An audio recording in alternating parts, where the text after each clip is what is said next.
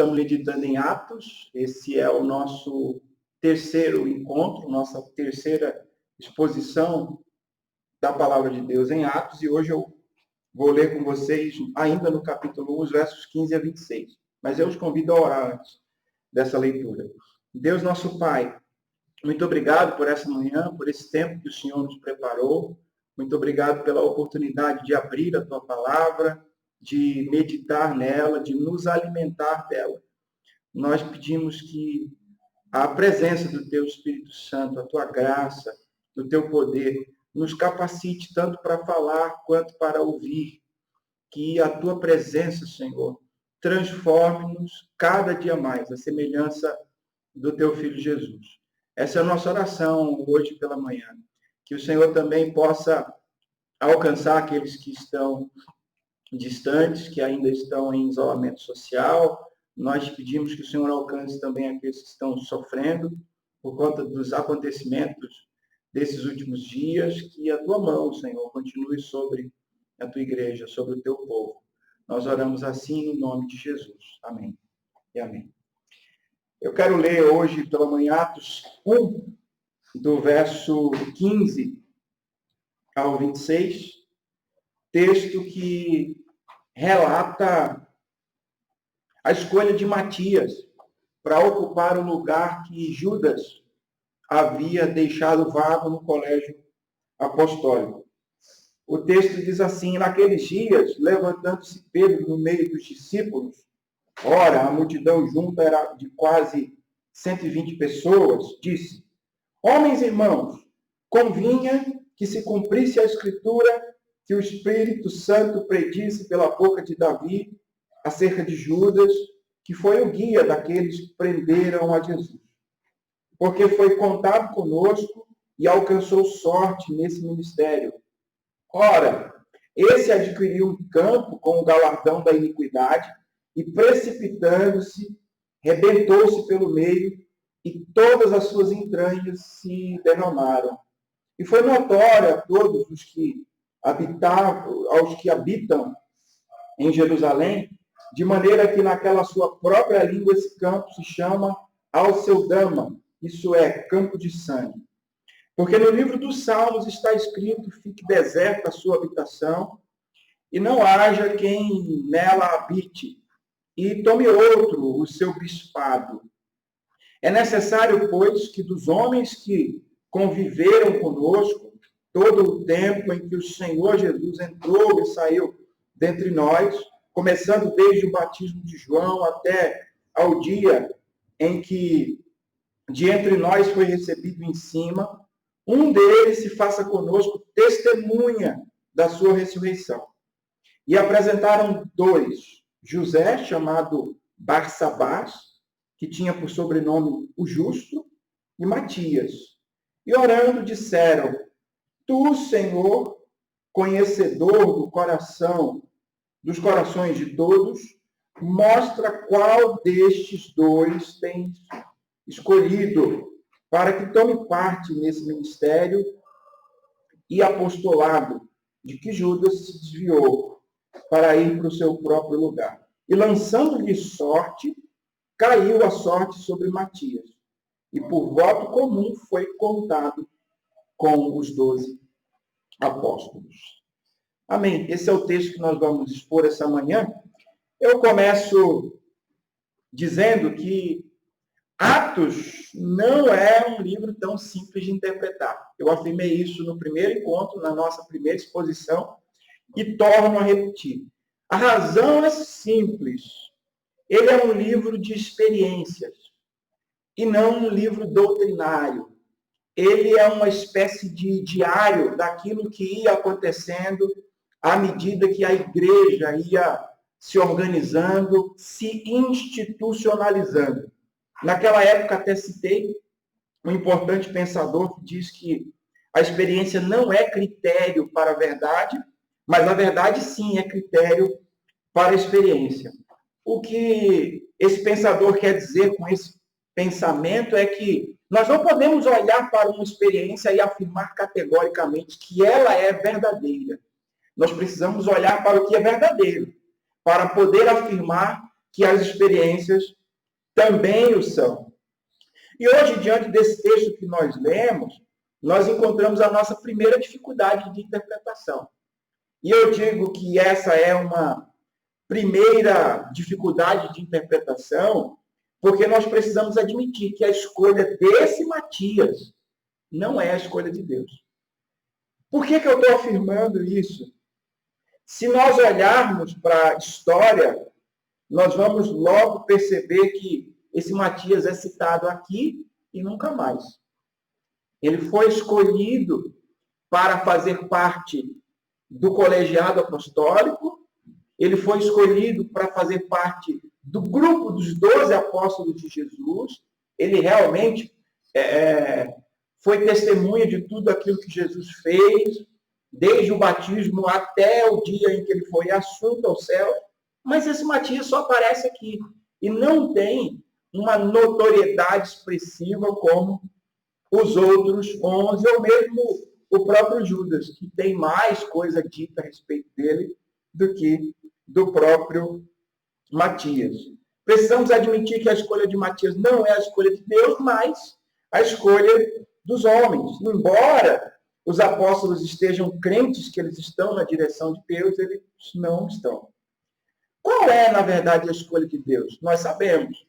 A escolha de Deus para ocupar o lugar de Judas é a escolha de Saulo de Tarso, que vai acontecer mais à frente na narrativa lucana, na narrativa do livro dos Atos. Saulo de Tarso, que vai se transformar em Paulo, o apóstolo, aquele que sofre por causa do evangelho, aquele que era perseguido, mas aquele que era perseguidor, mas agora se torna um perseguido, esse sim é aquele que Deus escolheu para ocupar esse lugar no colegiado apostólico. Isso é tão verdade que os discípulos nem ainda haviam recebido o Espírito Santo que Jesus havia prometido, aquele Espírito Santo que os guiaria a toda a verdade, e mesmo assim eles estão tomando decisões.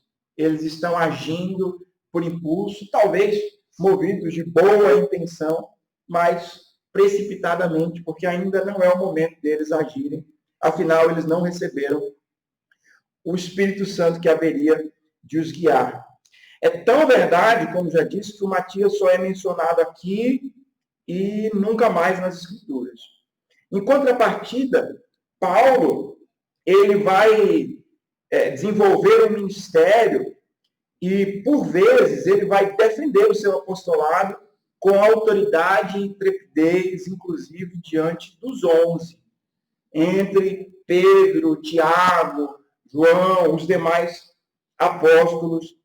Portanto, o relato da escolha de Matias é, na verdade, o relato da precipitação e da escolha que o homem faz ao invés ou no lugar de Deus. E é também a primeira evidência de que essa igreja, a igreja dos Atos dos Apóstolos, que nós tanto admiramos, a igreja primitiva que a gente acha que não tem defeitos, ela se institucionalizou.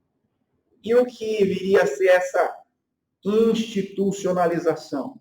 É o momento em que a igreja ela começa a agir com assembleias, ela começa a agir com lideranças, ela começa a agir mais como uma instituição do que como um organismo vivo, como Deus planejou que ela fosse. Eu não estou dizendo que uma coisa exclui a outra. Institucionalização e ser um organismo vivo não são autoexcludentes. As coisas podem conviver juntas, mas me parece sensato afirmar hoje pela manhã que nós precisamos desse direcionamento de Deus. A gente observa aqui o levante de um líder, que é Simão Pedro. A gente observa aqui 120 pessoas reunidas, e Lucas faz questão de colocar isso, porque esse era o número mínimo que deveria compor uma assembleia daquela época, um ajuntamento para tomada de decisões.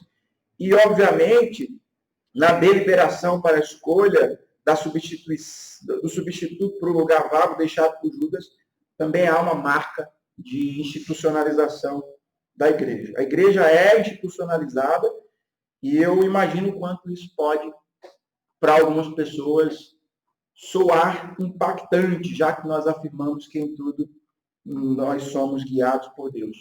Porém, mais uma vez eu lhes afirmo, uma coisa não exclui a outra. Deus pode sim e deseja dar direcionamento para homens, para líderes, para que eles executem, façam a sua obra. A gente afirma que é regido por Deus, dirigido por Deus, e de fato nós somos.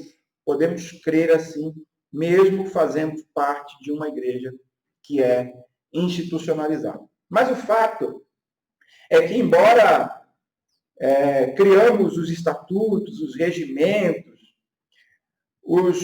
criamos sobre aquilo que acreditamos ser o que Deus deseja para a sua igreja. O nosso direcionamento acontece a partir daquilo que entendemos ser a vontade de Deus.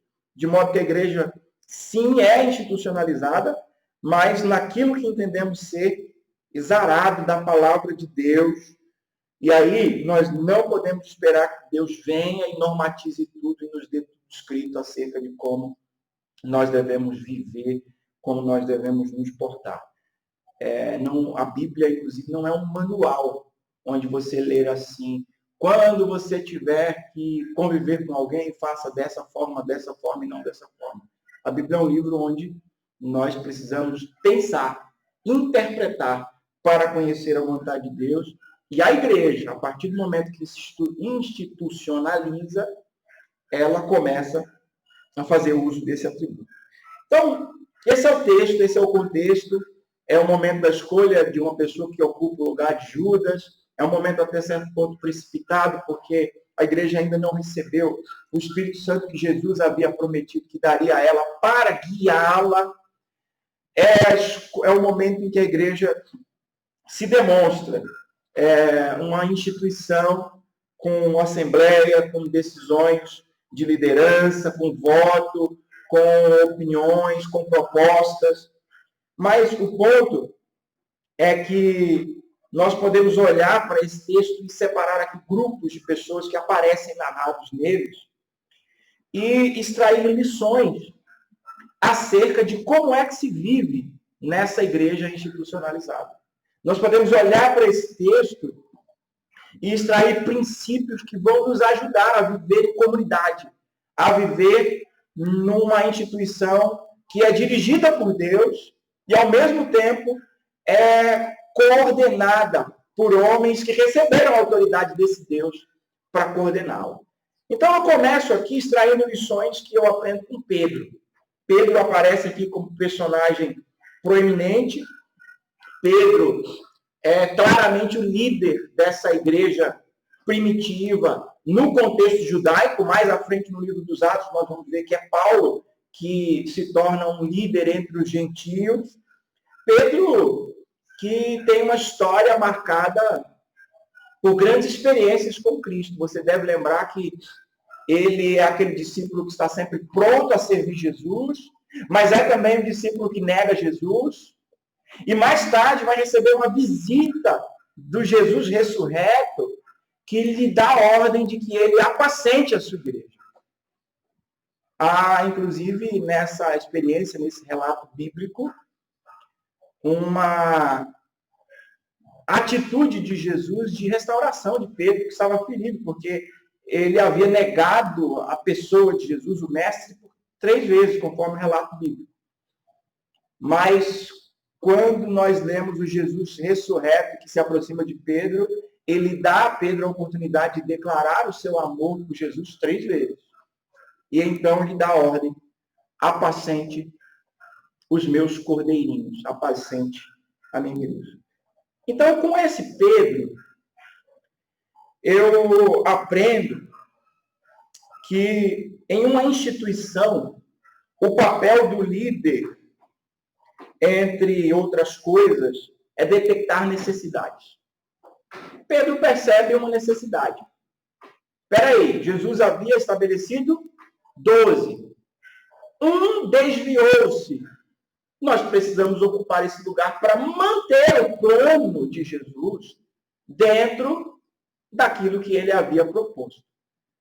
De novo, essa tomada de decisão de Pedro, essa percepção de que dentro da instituição há uma necessidade, é precipitada. Ainda não era o momento de Pedro agir dessa forma, mas é assim que os líderes agem dentro da igreja.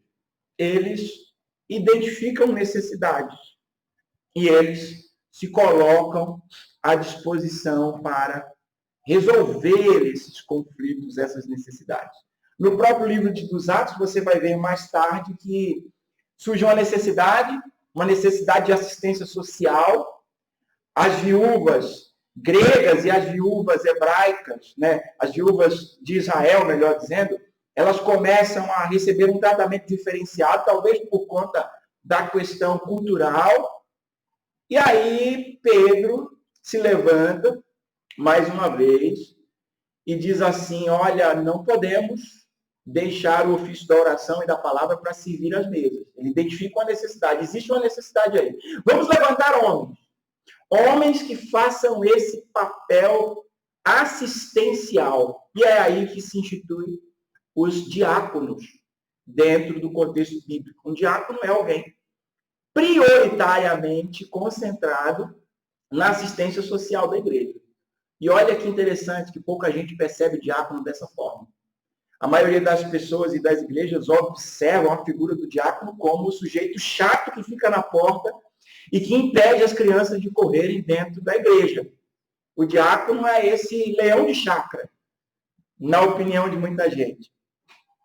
Mas, conforme o princípio bíblico, o diácono é alguém que pensa na assistência social. É bem verdade que ele não tem o seu escopo restrito a isso, porque Estevão, aquele que veio a ser o primeiro diácono e primeiro mártir da igreja, ele vai ser um homem ousado na palavra, que prega um sermão que é histórico, nós vamos estudá-lo mais adiante, que prega um sermão notório, poderoso, que suscita a ira dos religiosos de sua época, ao ponto deles o martirizarem pela causa de Cristo. Tornaram o Estevão um herege diante das concepções judaicas de fé e atentam contra a vida dele por apedrejamento.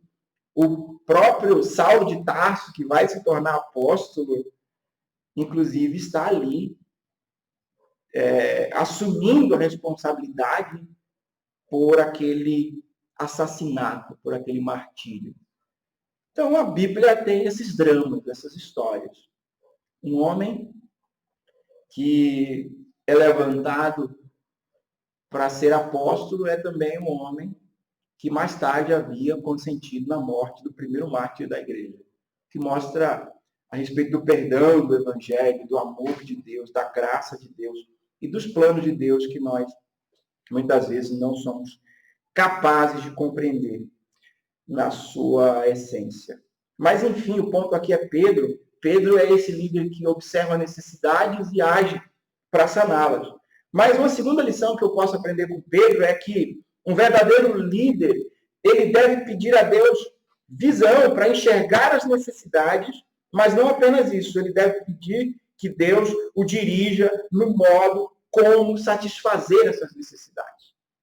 É bem interessante que eles oram, eles lançam sorte, que era algo do Antigo Testamento, né? Havia ali pedras e eles faziam meio que um sorteio, enfiavam a mão, puxavam uma pedra e aquela pedra representava, no caso aqui, Matias, ou o justo aqui, que é colocado como propostas para assumirem esse lugar de Judas. Esses dois nomes são tirados assim meio que na sorte. Eles acreditavam que Deus estava dirigindo aquela escolha. Eles oram, inclusive, antes de tirar sorte, antes de fazer essa escolha. Então, mais uma vez, o líder precisa pedir a Deus a visão para enxergar necessidades, mas também a maneira correta de satisfazer essas necessidades. O trabalho dentro de uma igreja, em uma igreja institucionalizada, como temos afirmado aqui, ela acontece com lógicas que muitos de nós chamariam até de seculares. Nós não agimos em todo tempo dirigidos minuciosamente por Deus, como, por exemplo, Deus dirigiu Moisés na construção do tabernáculo. Faça com esse tamanho, faça com esse material, faça com essas cores. Não. Nós tomamos decisão. Nós oramos a respeito. Nós buscamos em Deus aquilo que nos parece ser o que está mais alinhado à vontade de Deus. E onde é que nós percebemos a vontade de Deus? Nas Escrituras. É por isso que uma terceira lição que eu aprendo com Pedro aqui é que um verdadeiro líder sempre se direciona pela palavra de Deus. Pedro cita, inclusive, o Salmo de número 109, quando ele vai falar a respeito do fato de Judas ter traído Jesus. Judas estava cumprindo algo que estava predito, profeticamente, que aconteceria. Né? E cabe um parênteses aqui, muita gente diz assim, se estava predito que Judas ou que alguém trairia Jesus, que culpa tem essa pessoa por ter traído Jesus, se estava predito que aconteceria? Eu creio que não existem destinos selados. Não existe isso de essa pessoa nasceu para ser bandido, ou essa pessoa nasceu para ser santa. E aí, não importa o que aconteça, não importa os esforços que a sociedade ou as pessoas à sua volta empenhem, mas essa pessoa vai ser santa ou bandido, porque ela nasceu para isso. Não existe isso. À luz da Escritura Sagrada, nós acreditamos que as pessoas têm, sim, opção, têm, sim, livre-arbítrio. Elas não são marionetes, né, cumprindo um papel que Deus já determinou e que elas não podem fugir disso. Não. A prova disso é que Pedro também negou Jesus. Judas também negou Jesus. Qualquer um desses dois poderia ter cumprido essa profecia de trair Jesus ao ponto de levá-lo à morte e sofrer as consequências disso. Você consegue compreender o que eu estou querendo dizer hoje pela manhã? Eu afirmei inicialmente que nós nos dirigimos pela palavra, mas o fato de estar dito aqui que alguém trairia Jesus, levaria Jesus à morte, não implica que essa pessoa nasceu para isso. Não implica que essa pessoa não teria opção. Deus sabia, na sua onisciência, que alguém ali, naquele grupo, trairia. E poderia ser qualquer um. Pedro, Tiago, João, poderia ser qualquer um deles. Mas, definitivamente, eu não posso crer à luz da Escritura que existam destinos selados, que existam histórias que nunca poderão mudar. Aliás, o Evangelho nos chama a mudança. Uma quarta lição que eu aprendo ainda com Pedro é que um líder sempre estabelece critérios na hora de fazer escolhas. Um líder sempre estabelece critérios na hora de fazer escolhas. Um critério que eu já mencionei aqui é a própria palavra de Deus. Ela direciona a liderança, os crentes na tomada de decisão. É a palavra de Deus que nos direciona na maioria das escolhas que temos a fazer na vida. Por exemplo, se você tem uma opção, e todos nós temos, é claro, de odiar ou amar, o que a Bíblia nos recomenda fazer? Amar. Se nós temos como escolha, e nós temos como escolha a opção de perdoar ou de guardar ressentimento, a Bíblia nos aconselha de maneira sábia e categórica a perdoar. A Bíblia é um critério pelo qual nós tomamos decisões. Mas note que ainda há outros aqui. Escolhem os homens. E quando vocês forem escolherem, escolham dentre aqueles que viram tudo que Jesus fez, desde o batismo até o momento em que ele foi assunto aos céus. Isso é um critério básico. Se nós queremos que alguém sirva de testemunha de Jesus, essa pessoa precisa ter convivido com Jesus. E é muito interessante que eles escolhem um que, inclusive, tem por alcunha, tem por sobrenome, ou é conhecido dentre os irmãos como o justo. Você já imaginou? Vamos escolher alguém para ser testemunha. Pega lá aquele que é o injusto. Provavelmente ele não cumpriria bem esse papel, apesar de Deus ter os seus planos, como a gente já afirmou, e escolher um Paulo que talvez não fosse justo assim, ou não fosse merecedor dessa posição. Mas há critérios. Numa igreja institucionalizada, nós vivemos dentro de uma, precisa haver critério para a tomada de decisão. Critérios que sejam, inclusive, democráticos e não impostos. Critérios que sejam voltados para o bem de todos e não apenas de uma pessoa ou de um grupo menor. O bem maior é, sem dúvida, um critério que temos que levar em conta também quando temos que tomar a decisão. Então, recapitulando, com Pedro a gente aprende que o líder ele precisa detectar necessidades.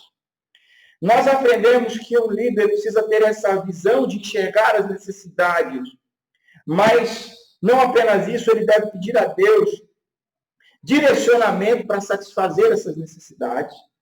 Um verdadeiro líder sempre é direcionado pela palavra de Deus e um verdadeiro líder sempre estabelece critérios na hora de tomar decisões. Mas note que há aqui ainda uma segunda pessoa com quem a gente pode aprender dentro dessa igreja institucionalizada. Eu aprendo com Judas. E você diz assim, como é que a gente pode aprender alguma coisa com um traidor? A resposta é muito simples. Nós aprendemos a não trair. Nós aprendemos os efeitos que a traição traz sobre aquele que trai. Nós aprendemos que isso não é bem visto por Deus e não é bem quisto pelos homens. Judas, conforme o relato bíblico, sai para se suicidar, é isso que está narrado lá nos evangelhos, mas ao que parece, enquanto ele está indo se suicidar, né, ele sofre algum tipo de acidente, porque Pedro está dizendo aqui que ele se precipitou e as suas entranhas vieram a se expor. Ele não parece ter concretizado aquele plano de suicídio, mas, conforme alguns estudiosos relatam, ele sofreu algum tipo de acidente e morreu. A culpa faz isso. A culpa leva indivíduos a atitudes enérgicas, desproporcionais e muitas vezes fatais, tanto para a vida física, natural, quanto para a vida espiritual. Esse é Judas. Com Judas, eu aprendo que os membros de uma instituição nem sempre conseguem perceber a dimensão do chamado para o serviço. Os membros de uma instituição nem sempre conseguem compreender a dimensão do chamado para o serviço. E é interessante a gente pensar nisso, porque Judas foi alguém muito dedicado ao ministério de Jesus. Ele era o tesoureiro, ele era aquele que cuidava dos recursos financeiros, era, portanto, alguém com certa capacidade administrativa. Há quem diga que da escolha dos 12, sem uma visão de futuro, Judas fosse o mais cotado a dar certo. Olha que coisa interessante. Se a gente fosse olhar assim o perfil dos 12, esse aqui é pescador, esse aqui é cobrador de impostos, o Mateus, por exemplo. Esse aqui é sócio numa empresa de pesca.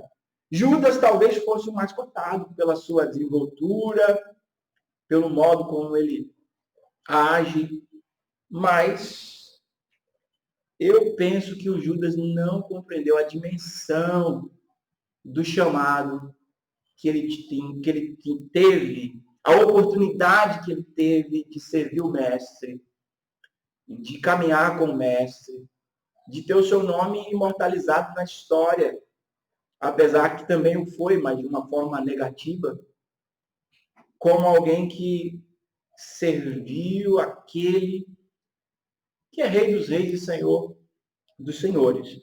Há muita gente nessa situação dentro das igrejas hoje. Há aqueles que não percebem que o chamado que eles receberam não é para o ócio, ou não é para agirem conforme a sua própria vontade, mas conforme a vontade de Deus. Não compreender o chamado que nós recebemos talvez seja o maior problema que nós temos para viver a fé à maneira como Deus nos chamou a vivê-la. Tem muitas pessoas que imaginam que pertencer a uma igreja significa somente ter a obrigação de ir lá no domingo à noite, sentar-se no banco, cantar alguns hinos, fazer uma oração, fazer alguma contribuição financeira na esperança de que Deus lhe retribua 10 vezes ou 100 vezes mais. Ouvir um pastor que fala por quase 1 hora, cansando os seus ouvidos e depois ir embora.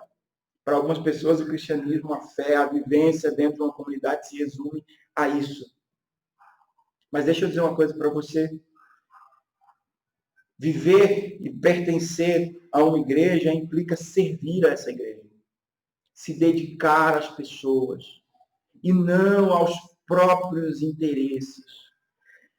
Pertencer a uma igreja não é trabalhar para herdar a salvação. Não é bater cartão para, no final da vida, receber direito a acessar o céu. Não. Pertencer a uma igreja é estar disposto a servir a essa igreja, a conviver com pessoas, a ser útil às pessoas. Pertencer a uma igreja é um chamado que pouca gente, poucas pessoas compreendem a grandiosidade desse privilégio, como Judas não compreendeu e por isso se perdeu na sua caminhada. Com Judas eu aprendo ainda que nós precisamos estar atentos para não nos deixar seduzir, enganar, nos deixar levar por propostas que traem os nossos valores. O que faz com que Judas ceda e abra mão de um valor nobilíssimo, pertencer ao colegiado apostólico de Jesus, servir a Jesus, ser apóstolo de Jesus? O que faz com que Judas perca esse valor maior? Dinheiro. E uma quantidade irrisória. Mas não apenas isso, a frustração, talvez, de não ver Jesus mudando a história daquela nação como ele esperava que Jesus fizesse. Frustração e ganância são, portanto, os elementos que levam Judas a abrir mão de um valor maior para receber uma quantia de dinheiro não tão significativa quanto aquilo que ele estava deixando para trás. Aliás, as parábolas que Jesus conta, quando ele fala a respeito do reino de Deus, ele diz que o reino de Deus é como um campo que tem um grande tesouro lá dentro, e uma pessoa descobre que tem esse tesouro, e ela vai e vende tudo que tem, abre mão de tudo que tem, para poder comprar o campo, e comprando o campo se tornar dono do tesouro. Sabe o que isso fala ao meu coração hoje de manhã? Que o evangelho é esse chamado a abrir mão de tudo. Que o evangelho é esse chamado a deixar todas as coisas em segundo plano para viver a realidade desse reino de Deus. Mas o Judas vai na contramão disso. O Judas, ele se deixa atrair, encantar por propostas que traem os valores desse reino, os valores daquele que o havia chamado para a missão mais importante do mundo. A missão que daria salvação à humanidade. Precisamos estar atentos, pois existem valores menores que nos dão a impressão de serem maiores do que realmente são. E o diabo é especialista em colocar diante de nós esses valores em momentos de vulnerabilidade, em momentos de fraqueza, em momentos de decepção. Há muitas pessoas que em momentos de decepção rompem com a fé, rompem com a caminhada no reino de Deus, rompem com a instituição, igreja. Mas eu apelo a você, hoje pela manhã, que não siga o mesmo caminho de Judas, mas que você perceba a grandiosidade desse chamado que Deus fez a você, que Deus concedeu a você. Mas deixa eu avançar aqui na nossa mensagem. Nós aprendemos com Pedro, com Judas, mas podemos aprender também com Matias e José o Justo. Eu disse para vocês que Matias e José, que tinha por alcunha o Justo, são as sugestões que aquela assembleia oferece para solucionar o problema que Pedro identificou, a necessidade que Pedro identificou. A necessidade que Pedro identificou é: precisamos levantar uma pessoa para ocupar o lugar de Judas. A assembleia responde dizendo: a nossa proposta é Matias e José o Justo. Esse José e esse Matias são escolhas humanas, nós já sabemos disso e afirmamos isso. Mesmo assim, com eles, eu aprendo que na instituição, na igreja, os seus membros devem se colocar à disposição da comunidade para serem solução às necessidades identificadas. Nesse momento, eu não estou nem aí que eles eram escolhas humanas. Nesse momento, eu não quero levar em conta que eles eram o resultado da precipitação de Pedro e o resultado da precipitação da igreja em resolver algo que ainda não era hora de resolver. Mas eu estou muito impressionado e até certo ponto encantado com a disponibilidade desses dois de serem a solução para a necessidade apresentada. Eles se colocam ali, eles dizem assim: podem contar conosco, e eles inclusive se dispõem a uma derrota, porque é um só que vai ocupar esse lugar, e eles são dois. Eles se dispõem, e a igreja, que a Assembleia Reunida, opta por Matias. Matias, na concepção da igreja primitiva de Pedro, dessa Assembleia Reunida, é o representante de Jesus, o 12º, aquele que ocupa o lugar de Judas.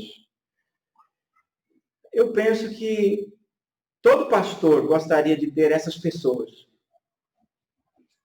E mais do que isso, para que ninguém diga que eu estou aqui discursando em causa própria, eu penso que toda igreja precisa dessas pessoas. Precisa de pessoas que se disponham, que levantem a mão e digam assim: eu faço parte desse negócio, eu estou nesse barco. Desculpem aqui a palavra negócio, não estou mercadejando a palavra, o ministério ou a chamada de quem quer que seja. Força de expressão. Eu faço parte disso. Eu faço parte dessa instituição, dessa comunidade.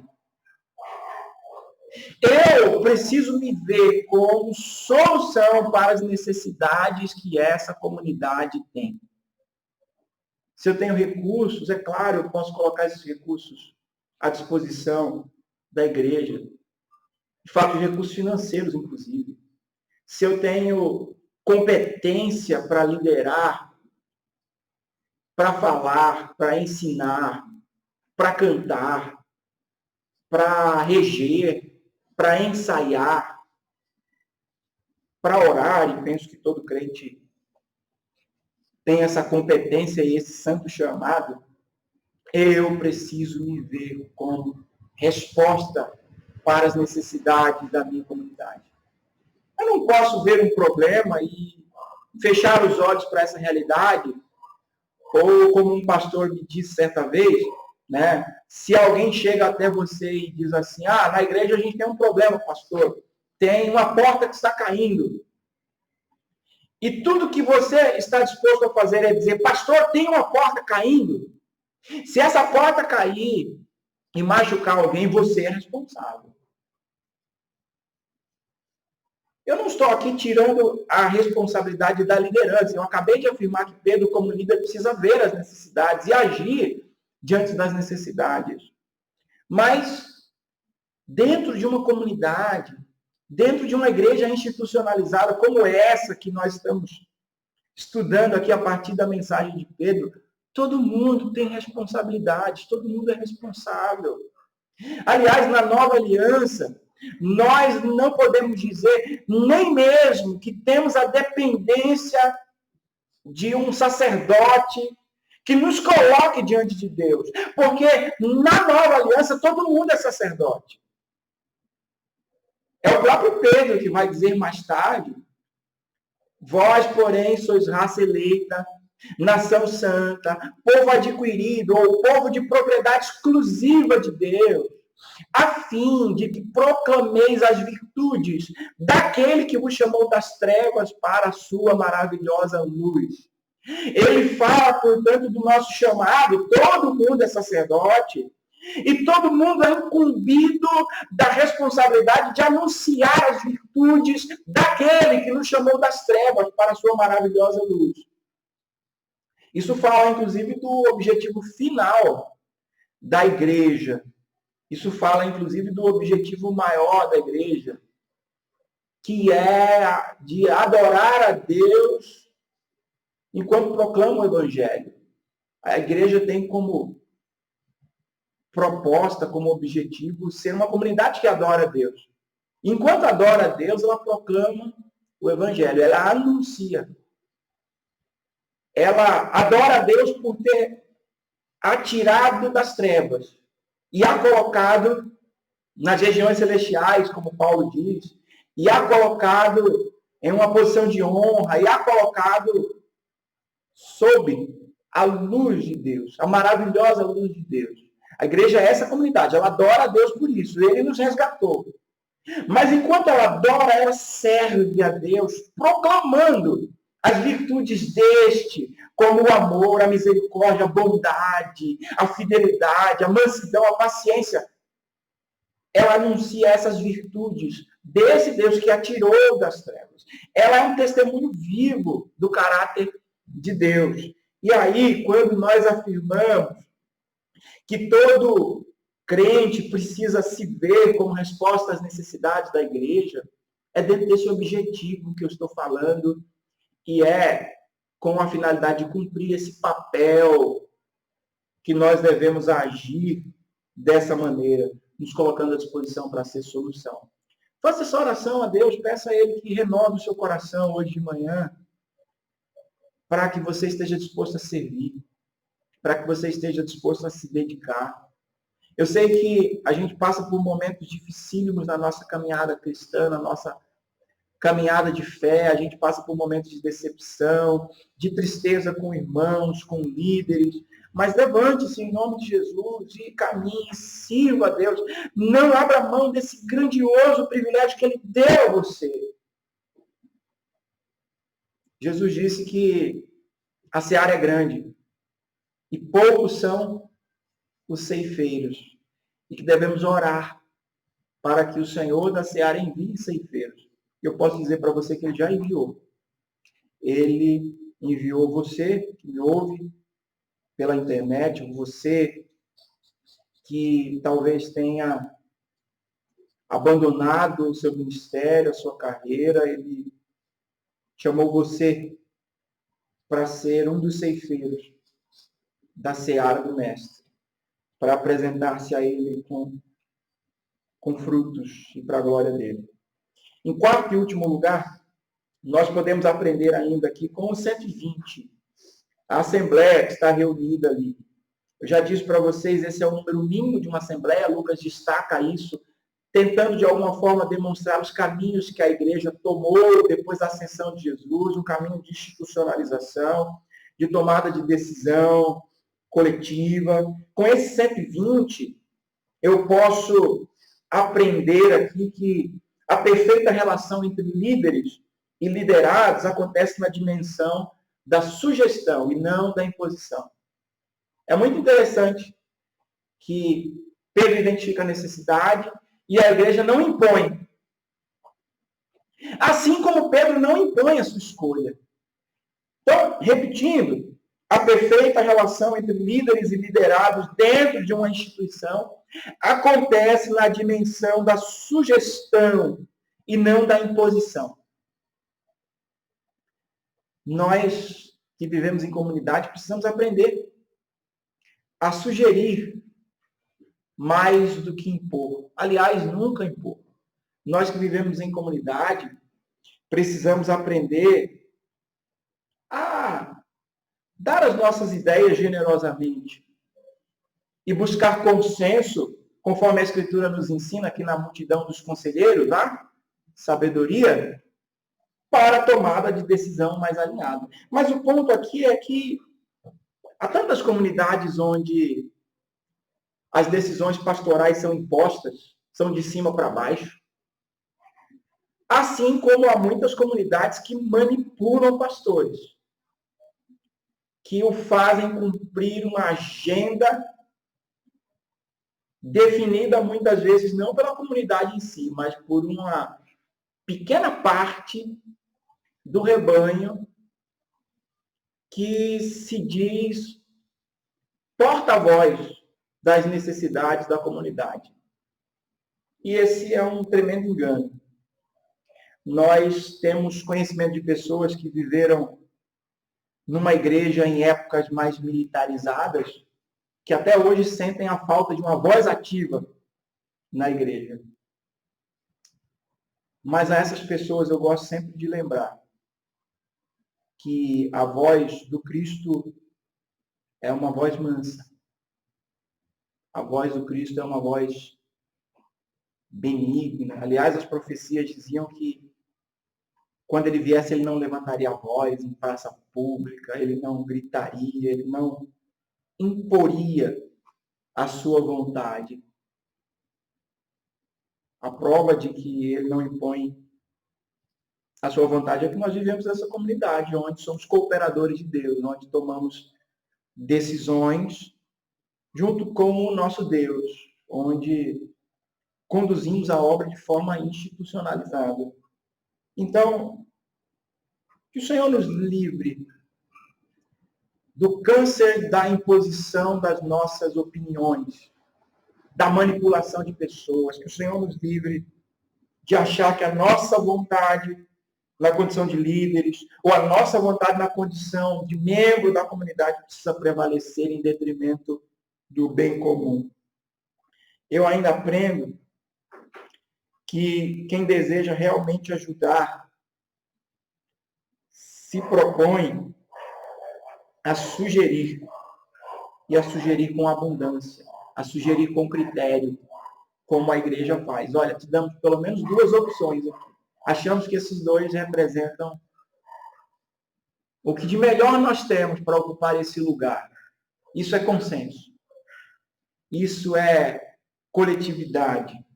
Isso é tomada de decisão, não de forma impositória, ditatorial. Isso é tomada de decisão com base no bem comum. eu deixo essas lições para você essa manhã. E eu desafio você a continuar desejando viver em comunidade, mesmo que às vezes pareça inviável, mesmo que às vezes pareça confuso, mesmo que às vezes pareça difícil.